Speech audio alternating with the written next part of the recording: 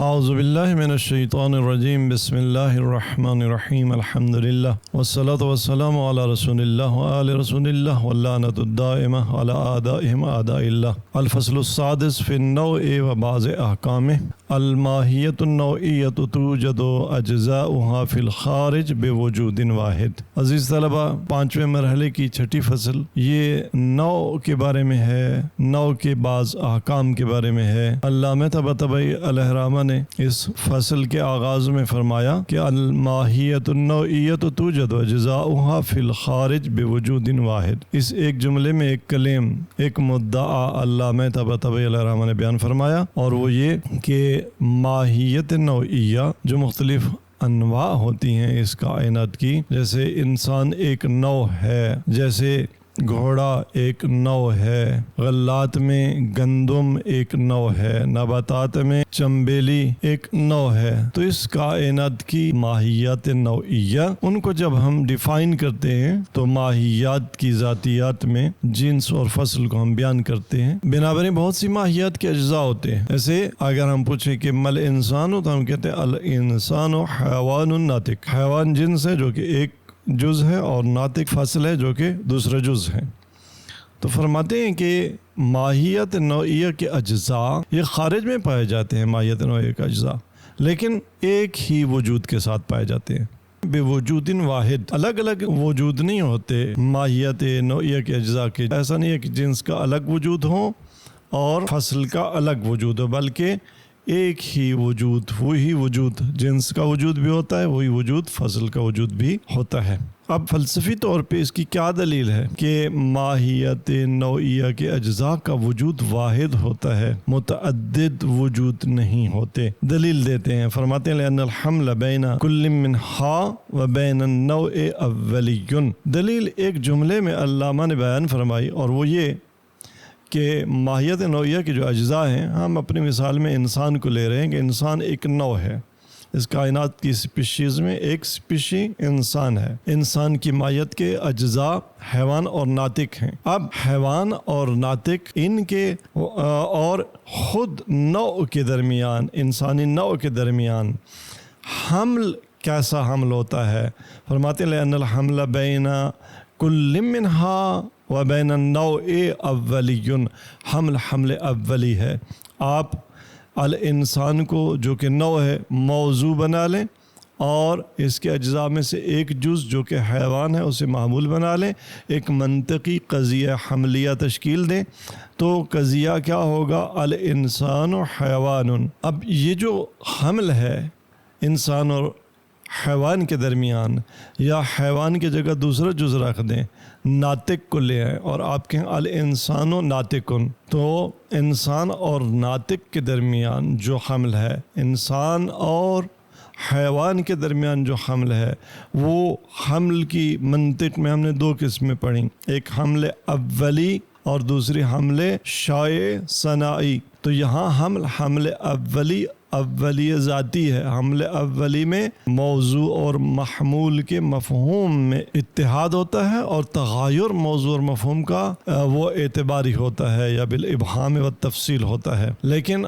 حمل شائع میں موضوع اور محمول کے مصداق میں اتحاد ہوتا ہے۔ تو جو مفہوم انسان کا ہے الانسان و حیوان، تو یہاں انسان اور حیوان کے مفہوم میں اتحاد ہے۔ الانسان و ناطق، انسان اور ناطق کے مفہوم میں اتحاد ہے۔ تو بنابراین اگر کوئی پوچھے کہ نوع اور اس کے اجزاء میں حمل کون سا ہے، تو حمل ہے اولی۔ جب حمل اولی ہے تو اس کا مطلب یہ ہے کہ جو حکم موضوع کا ہوگا وہی محمول کا ہوگا، جو شأن موضوع کی ہوگی وہی محمول کی ہوگی۔ اب ہم دیکھتے ہیں کہ موضوع کی شأن کیا ہے۔ موضوع کی شأن الانسان و حیوان میں اور الانسان و ناطق میں، اس الانسان کی شأن کیا ہے؟ انسان ایک نوع ہے اور یہ موجود ہے ایک وجود کے ذریعے۔ ایسا نہیں ہوتا کہ انسان پایا جائے اور دو وجود رکھتا ہو۔ انسان جب بھی پایا جائے گا ایک وجود، واحد وجود میں، سنگل وجود میں انسان پایا جائے گا، اس کے لیے دو وجود نہیں ہوں گے۔ تو جب قضیہ حملیہ کے ایک جز میں یعنی موضوع میں اس کی وحدت اس پر حاکم ہے تو دوسری طرف بھی وحدت حاکم ہونی چاہیے۔ اب اگر کوئی علامہ طباطبائی علیہ الرحمہ سے آپ کے اس مدعا کی، آپ کے اس کلیم کی دلیل پوچھے کہ آپ نے فرمایا کہ ماہیت نوعیہ کے اجزاء ایک ہی وجود میں موجود ہوتے ہیں، تو اس کی دلیل کیا ہے؟ تو فرماتے ہیں کہ لأن الحمل بین کل منہا و بین النوع اولی، دلیل یہ ہے کہ جو ماہیت نوعیہ کے اجزاء ہیں ان کے اور خود ماہیت نوعیہ کے درمیان جو حمل ہوتا ہے وہ حمل اولی ہوتا ہے۔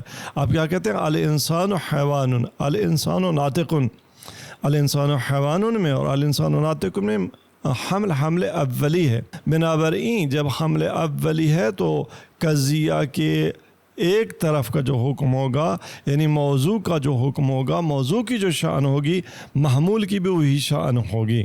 مثال کے طور پر الانسان و بشر میں جو مفہوم انسان کا ہے وہی بشر کا ہے۔ اب اگر انسان کے دو پاؤں ہیں تو بشر کے بھی دو پاؤں ہیں، اگر انسان ناطق ہے تو بشر بھی ناطق ہوگا، اگر انسان باد البشرا ہے تو بشر بھی باد البشرا ہوگا۔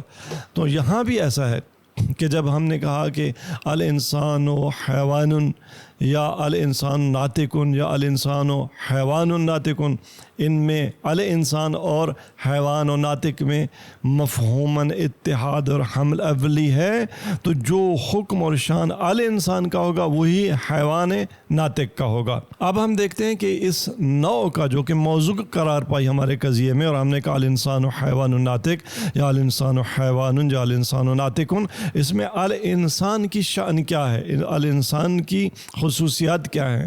تو ہم دیکھتے ہیں کہ الانسان کی وجودی شان یہ ہے کہ ہمیشہ یہ ایک اور سنگل وجود میں پایا جاتا ہے۔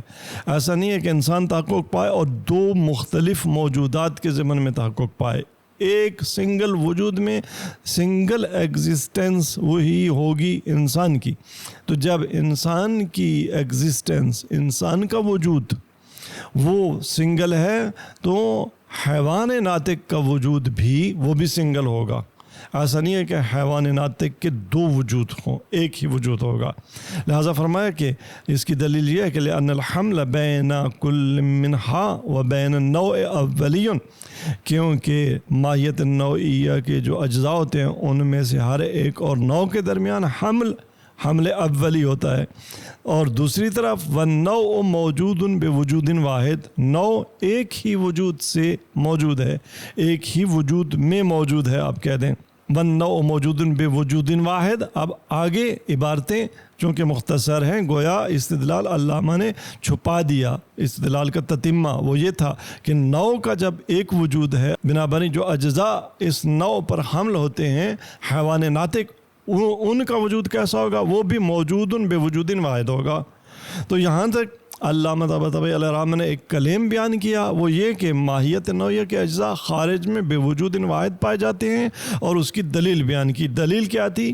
وہ دلیل یہ تھی کہ ماہیت نوعیہ اور اس کے اجزاء کے درمیان حمل اولی ہے۔ اس کے بعد علامہ طباطبائی علیہ الرحمہ یہ فرماتے ہیں کہ باقی رہا عالم ذہن کا اور ذہنی دنیا کا معاملہ، تو آیا وہاں ماہیت نوعیہ کے اجزاء بوجود واحد پائے جاتے ہیں یا نہیں؟ وہاں ان کا وجود، ذہنی وجود الگ الگ ہوتا ہے۔ تو فرماتے ہیں اما فی الذہن فہی متغیرہ، جہاں تک ذہن کا تعلق ہے تو ذہن میں ماہیت نوعیہ کے اجزاء ایک دوسرے سے جدا ہوتے ہیں، غیر ہوتے ہیں ایک دوسرے کا، سنگل وجود ان کا ذہنی نہیں ہوتا، بلکہ وہ ایک دوسرے سے تغایر رکھتے ہیں، اور ان کی مغایرت کس میں ہوتی ہے؟ بالابہام والتحصل، ایک میں ابہام پایا جاتا ہے، جیسے حیوان کے مفہوم میں ابہام ہے۔ اب حیوان وہ گھوڑا بھی ہو سکتا ہے، گدھا بھی ہو سکتا ہے، وہ اونٹ بھی ہو سکتا ہے، بھیڑ بکری بھی ہو سکتا ہے، کوئی حیوان وہ حیوان ہو سکتا ہے۔ جب ہم حیوان کا لفظ بولتے ہیں تو یہ مبہم لفظ ہوتا ہے، یعنی اس کا معنی مبہم ہوتا ہے ذہن میں، اس کا ذہنی مصداق مبہم ہوتا ہے، اور جب ہم کہتے ہیں ناطق تو جو کہ فصل ہے، تو ناطق کا مفہوم وہ تحصل اور تحقق اور ایک مخصوص آئیڈینٹی رکھتا ہے. تو بنابراین وہ جو تحصلی مفہوم ہے، جو تحصل رکھتا ہے، جس میں ابہام نہیں ہے وہ اور ہے، اور جس میں ابہام پایا جاتا ہے وہ اور ہے. تو یہ ہو گیا کلیم کہ ذہن میں ماہیت نوعیہ کے اجزاء وہ متغیر ہوتے ہیں بالابہام و تحصل. اب اس کی دلیل کیا ہے؟ فرماتے ہیں وَلِذَلِكَ كَانَ كُلُّ مِنَ الْجِنْسِ وَالْفَصْلِ عَرْضِيًّا لِلْآخَرِ. یہی وجہ ہے کہ جنس اور فصل میں سے ہر ایک دوسرے کی ذاتی نہیں ہوتے بلکہ عرضی ہوتے ہیں. کسی چیز کی عرضی اس کی وہ خصوصیت ہوتی ہے کہ جو اس کی ذات سے جدا ہو سکتی ہے اور وہ عادت میں اس پر حمل بھی ہو سکتی ہے. جیسے مثال کے طور پہ لباس کا رنگ جو ہے وہ اس پر عارض ہو سکتا ہے، اس سے جدا بھی ہو سکتا ہے، اس کی جگہ دوسرا رنگ لے سکتا ہے. لیکن ذاتی کو اگر کسی ذی ذاتی سے جدا کر لیا جائے تو ذی ذاتی نابود ہو جاتی ہے. تو یہاں پر اگر ہم دیکھیں حیوان اور ناطق کو، تو حیوان سے آپ ناطق کا مفہوم لے لیں عالم ذہن میں، پھر بھی حیوان کا مفہوم باقی رہے گا. حیوان کا مفہوم ناطق کے مفہوم کو نظر انداز کر کے بھی وہ عالم ذہن میں تحقق پا سکتا ہے. اسی طرح سے ناطق کا مفہوم یعنی صاحب ادراک، تو صاحب ادراک سے حیوانیت کا مفہوم اگر عالم ذہن میں سلب بھی کر لیں تو ناطقیت کا مفہوم پھر بھی سمجھ آ سکتا ہے، پھر بھی وہ تحقق پا سکتا ہے. لہٰذا چونکہ ماہیت نوعیہ کے دو اجزاء عالم ذہن میں ایک دوسرے سے جدا ہو سکتے ہیں، ایک دوسرے پر عارض ہو سکتے ہیں، تو وہ ان کے درمیان حمل اولی نہیں ہے. جب حمل اولی نہیں ہے تو یہ ہو سکتا ہے کہ موضوع کی اور شان ہو اور معمول کی ایک اور شان ہو، موضوع کا اور وجود ہو اور محمول کا ایک اور وجود ہو، اور ایک وجود دوسرے پر کیا ہو؟ زائدن علیہ، دوسرے پر زائد ہو. کما تقدم، جیسا کہ فرماتے ہیں اسی مرحلے کی چوتھی فصل میں یہ بحث گزر چکی ہے. خوب، یہاں تک دو کلیم گزرے علامہ طباطبائی علیہ الرحمہ نے بیان کیے ماہیت نوعیہ کے اجزاء کے حوالے سے، کہ ماہیت نوعیہ کے اجزاء عالم خارج میں موجود ہوتے ہیں بے وجود واحد، اور عالم ذہن میں موجود ہوتے ہیں متغایرین. اور ان دونوں دعاوی اور کلیمز کی دلیل بھی ساتھ علامہ نے بیان فرمائی. اس کے بعد فرماتے ہیں من ہنا ما ذکروا انه لا بد في المركبات الحقيقيه اي الانواع الماديه المؤلفه من ماده وصوره ان يكون بين اجزائها فقر وحاجه من بعضها الى بعض حتى يرتبط وتتحد حقيقه واحده وقد ادوا المساله ضروريه لا تفتقر الى برهان. یہ جملہ طولانی ہے اور ظاہر ہے جب تک جملے کی ترکیب سمجھ میں نہ آئے، مبتدا خبر کا پتہ نہ ہو، تو جملے کا معنی اور مفہوم سمجھنا مشکل ہو جاتا ہے. علامہ نے اس جملے کے آغاز میں کیا فرمایا؟ وَمِنْ هُنَا مَا ذَكَرُوا. جب ماہیت نوعیہ کے اجزاء عالم خارج میں بے وجود واحد موجود ہوتے ہیں اور عالم ذہن میں ایک دوسرے سے متغیر ہوتے ہیں، تو یہاں سے ایک نتیجہ اخذ ہوتا ہے. من ہنا کیا اخذ ہوتا ہے؟ کہ ما ذکروا، جو بات اہل معقول نے بیان کی ہے. اب وہ بات کیا ہے اس کو ایک لمحہ کے لیے آپ نظر انداز کر دیں. ما ذکروا صدر جملے میں، اب ذیل جملے میں آپ چلے جائیں، کیا فرمایا؟ لا تفتقر الی برہان. یہ جو ما ذکروا ہے یہ لا تفتقر الی برہان، یہ مطلب ایسا واضح مطلب ہے کہ اس پر برہان قائم کرنے کی بھی ضرورت نہیں ہے.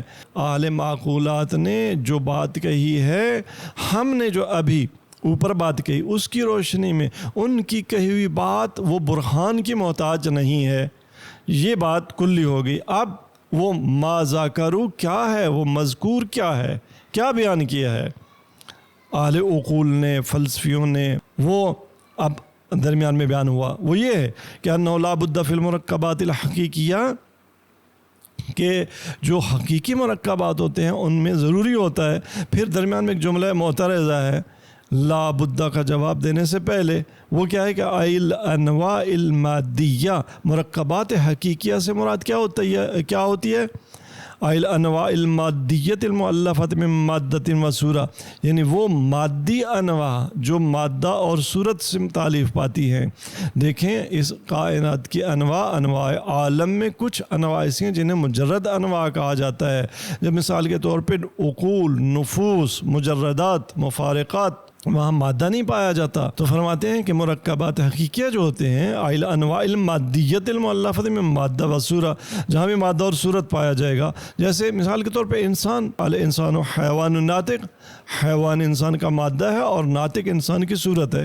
دوسرے الفاظ میں ہم کہتے تھے کہ حیوان انسان کی جنس ہے اور ناطق انسان کی فصل ہے۔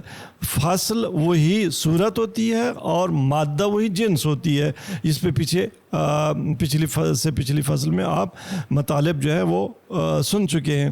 تو بنابراین فرماتے ہیں کہ الانواع المادیت المؤلفۃ من مادہ و صورہ، یہ وہ انواع جو مؤلف اور تالیف پاتی ہیں مادے اور صورت سے، انہیں کہا جاتا ہے مرکبات حقیقی۔ مرکب اس لیے کہا جاتا ہے کیونکہ اس میں دو اجزاء پائے جاتے ہیں، جنس اور فصل یا مادہ اور صورت۔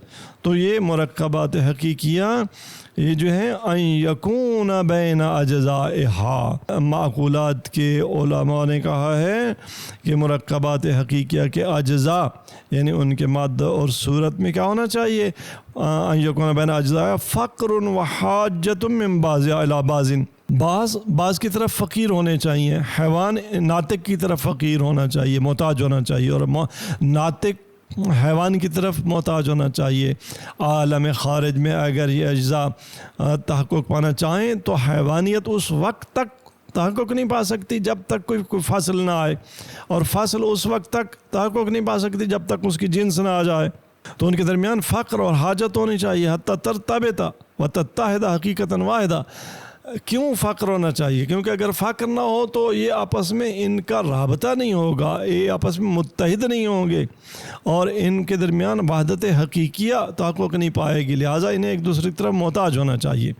وقد ادوا المسألۃ الضروریہ، اور جنہوں نے یہ بات کہی ہے کہ مرکبات حقیقیہ کے اجزاء میں ایک دوسرے کی طرف فقر اور حاجت ہونی چاہیے، انہوں نے اس مسئلے کو ضروری شمار کیا نہ کہ کسبی۔ تو یہ بات جو ما ذکروا ہے لا تفتقر الی برہان، ہم بھی اس کی تائید کرتے ہیں کہ یہ بات بدیہیات میں سے ہے اور یہ ضروریات میں سے ہے، یہ کوئی کسبی اور تحصیلی مطلب نہیں ہے، بلکہ یہ روز روشن کی طرح ایک واضح حقیقت ہے۔ تیسرا مطلب جو اس فصل میں بیان کیا گیا ہے وہ یہ ہے وَيَمْتَازُ الْمُرَكَّبُ الْحَقِيقِي مِنْ غَيْرِهِ بِالْوَحْدَةِ الْحَقِيقِيَّةِ۔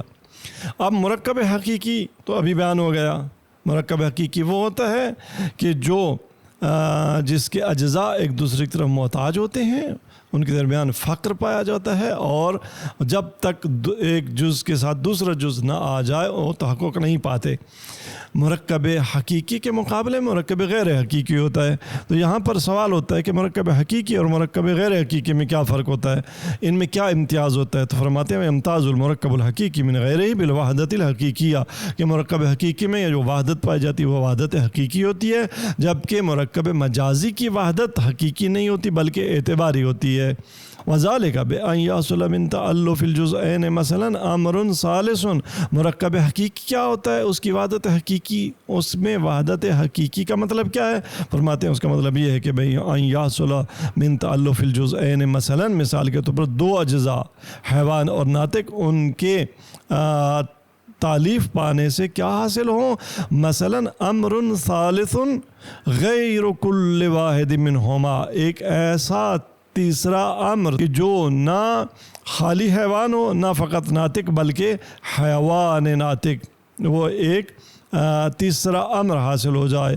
لہو آثار خاصۃ غیر آثار حمل خاصہ، اور اس تیسرا امر جو حاصل ہوا اس کے آثار وہ مخصوص آثار ہوتے ہیں جو ان دونوں کے آثار سے مختلف ہوتے ہیں۔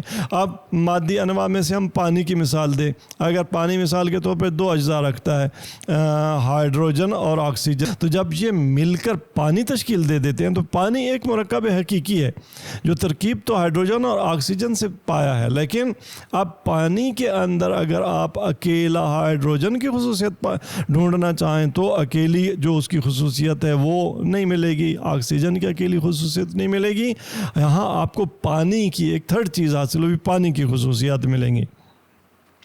لہو آثار خاصہ کہ اس پانی کے اپنے مخصوص آثار ہیں، غیر و آثارہم الخاصہ، وہ جو مخصوص آکسیجن کے آثار تھے، وہ جو مخصوص ہائیڈروجن کے آثار تھے، وہ پانی کے اندر آپ کو نہیں ملیں گی۔ کل امور المعدنیہ، جیسے معدنی امور التی لہا آثار خاصہ غیر و آثار عناصرہا، جیسے معدنیات ہیں، جیسے نمک کا فارمولہ، اس کے جو اجزاء ہیں ان کے آثار الگ ہیں، لیکن جب وہ جمع ہو جاتے ہیں اور ایک مرکب تشکیل دے دیتے ہیں تو اس مرکب کے آثار جس کو ہم نمک کہتے ہیں وہ مختلف ہیں۔ لا کل اسکر المرکب من افراد، فرماتے ہیں مرکب حقیقی کی جو وحدت ہوتی ہے وہ عسکر اور لشکر جیسی نہیں ہے، کیونکہ لشکر کیا ہے؟ لشکر مرکب حقیقی نہیں ہے بلکہ مرکب اعتباری ہے۔ المرکب من افراد، کہ لشکر افراد سے تشکیل پاتا ہے، لیکن لشکر کا ہر فرد لشکر کے اندر ہوتے ہوئے بھی اپنی خصوصیت رکھتا ہے۔ ایسا نہیں ہے کہ جب فوج میں آ گیا تو اب اس کی اپنی آئیڈینٹی چلی گئی اور ایک نئی آئیڈینٹی تشکیل پائی ان فوجیوں سے بنام فوج، نہیں، ایسا نہیں ہے۔ یا وہ گھر جو اینٹوں سے بنایا گیا ہے، والبیت المؤلف من اللبن، اینٹوں سے بنایا ہوا گھر، اس میں اینٹوں کی اپنی خصوصیت باقی رہتی ہے، جو اینٹوں سے والجس اور سیمنٹ سے یا چونے سے جو گھر بنایا گیا ہے اس میں سیمنٹ کی اپنی خصوصیت، چونے کی اپنی خصوصیت، اینٹوں کی اپنی خصوصیت، لیکن گھر کو ہم کہتے ہیں کہ یہ گھر ایک چیز ہے، ایک وجود ہے، لیکن اس کی وحدت کیا ہے؟ وہ وحدت غیر حقیقی ہے۔ وغیرہما، یا اس کے علاوہ لشکر اور گھر کے علاوہ باقی جو مرکبات غیر حقیقی ہیں ان میں مرکبات حقیقی کے اجزاء کی جو خصوصیات ہوتی ہیں وہ باقی رہتی ہیں۔ بس یہاں مطلب یہ بیان ہوا کہ مرکب حقیقی اور مرکب غیر حقیقی میں فرق کیا ہے۔ مرکب حقیقی اور غیر حقیقی میں فرق یہ ہے کہ مرکب حقیقی میں اس کے اجزاء کے آثار باقی نہیں رہتے بلکہ خود مرکب کے آثار حاکم ہوتے ہیں، جبکہ مرکب غیر حقیقی میں اجزاء کے آثار باقی رہتے ہیں۔ فرماتے ہیں کہ یہاں سے ایک اور بات بھی واضح ہوگی، وَمِنْ هُنَا أَيْضًا يَتَرَجَّحُ الْقَوْلُ بِأَنَّ التَّرْكِيبَ بَيْنَ الْمَادَّةِ وَالصُّورَةِ اتِّحَادِيٌّ لَا انضمامی۔ یہاں سے ایک اور بات بھی واضح ہو جاتی ہے اور وہ یہ کہ مادے اور صورت کے درمیان جو ترکیب ہے وہ اتحادی ہے، انضمامی نہیں ہے۔ انضمامی ترکیب وہاں ہوتی ہے جہاں دو اجزاء کو آپس میں ضمیمہ کر دیا جائے، ملا لیا جائے اور ان کی پرسنل آئیڈینٹی بھی باقی رہے۔ اتحادی ترکیب میں اجزاء اپنی ذاتی اور الگ الگ جو ان کی خصوصیات ہوتی ہیں وہ کھو بیٹھتے ہیں اور جو مجموع مرکب بنتا ہے اس کی خصوصیت ان پر حاکم ہو جاتی ہے اور غالب آ جاتی ہے۔ تو لہٰذا فرمایا کہ وَمِنْ هُنَا أَيْضًا يَتَرَجَّحُ الْقَوْلُ، بنا بنی بعض لوگوں نے اگر کہا ہے کہ مادے اور صورت کے درمیان جو کہ اجزاء ہیں ماہیت نوعیہ کے، ان کے درمیان جو اتحاد ہے اور ان کے ترکیب ہے انضمامی ہے، وہ بات ٹھیک نہیں ہے، بلکہ کون سا قول ترجیح رکھتا ہے کہ ان کے درمیان ترکیب اتحادی لا انضمامی، اتحادی ہے، انضمامی نہیں ہے، کہ اس پر آگے فرماتے ہیں کما سیاتی کہ آگے اس پر چھٹی فصل میں بحث آئے گی۔ ثم ان من الماہیات النوعیہ ماہیہ کثیرۃ الافراد کالانواع التی لہا تعلق ما بالمادہ مثل الانسان۔ اب اگلی بات جو علامہ طباطبائی علیہ الرحمہ یہاں بیان فرما رہے ہیں وہ یہ کہ ماہیات نوعیہ، نوعی ماہیات، مختلف انواع عالم، ان کی دو طرح کی اقسام ہیں۔ ان میں بعض ماہیات کثیرۃ الافراد ہیں۔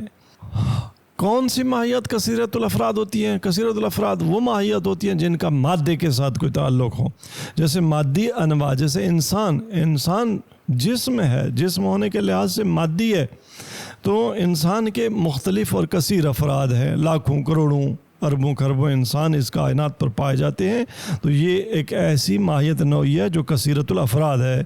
وَمِنْهَا مَا هُوَ مُنْحَصِرٌ فِي فَرْدٍ وَاحِدٍ كَالْأَنْوَاعِ الْمُجَرَّدَةِ، لیکن بعض انواع یا ماہیت نوعیہ ایسی ہیں کہ جن کا صرف ایک ہی فرد پایا جاتا ہے، منحصر ہیں فرد واحد میں، تجرداً تامہ، مجرد ہے، مکمل، ان میں مادے کا اور مادیات کا کوئی شائبہ نہیں پایا جاتا۔